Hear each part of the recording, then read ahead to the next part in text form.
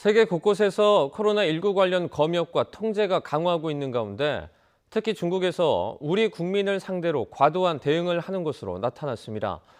터키에선 한국행 항공편 운항 중단으로 그리스를 다녀온 우리 관광객들도 큰 불편을 겪었습니다. 조승희 기자입니다. 최근 사흘간 광둥성, 선전공항 등 중국 곳곳에서 지방당국이 정한 숙소에 격리당한 한국인이 180여 명에 이르는 것으로 확인됐습니다. 특히 대구와 경북 출신 한국인들의 경우 코로나19 음성 판정에도 불구하고 격리 대상자로 지정해 과잉대응이란 비판이 쏟아지고 있습니다. 선전 한인 코로나19 비상대책위는 지난달 28일 입국한 한국인 195명 가운데 대구와 경북 출신과 이 지역 방문자 등 18명이 지정 숙소에 격리됐다고 밝혔습니다. 아울러 항저우공항으로 입국한 한국인 50여 명도 특정 호텔에, 난징과 웨이하이, 하얼빈에서도 한국인들이 지정 숙소에 격리된 것으로 파악됐습니다. 한국인 무비자 입국을 중단한 베트남에서도 우리 국민에 대한 자가격리가 강화되고 있습니다.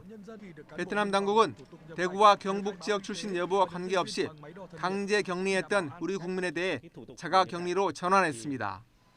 베트남 주재 한국 대사관은 지난달 28일 하노이 공항으로 입국한 뒤 공항에 강제 격리됐던 한국인 73명 가운데 60명이 자가격리 결정을 받아 하노이 시내 숙소로 이동했다고 밝혔습니다. 나머지 9명은 귀국했고 숙소를 확보하지 못한 4명은 군부대와 병원 등 시설에 격리됐습니다. 또 지난달 29일 베트남 국적기를 타고 하노이 공항에 도착한 한국인 28명 가운데 귀국길에 오른 1명을 제외한 27명도 자가격리로 분류돼 공항을 떠났습니다. 터키 항공의 한국행 항공편 운항 중단으로 그리스 내 한국인 관광객들도 큰 불편을 겪었습니다.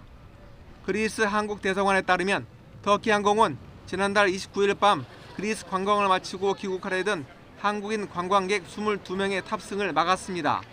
이들 관광객은 터키 항공으로 이스탄불을 거쳐 인천으로 돌아올 예정이었습니다.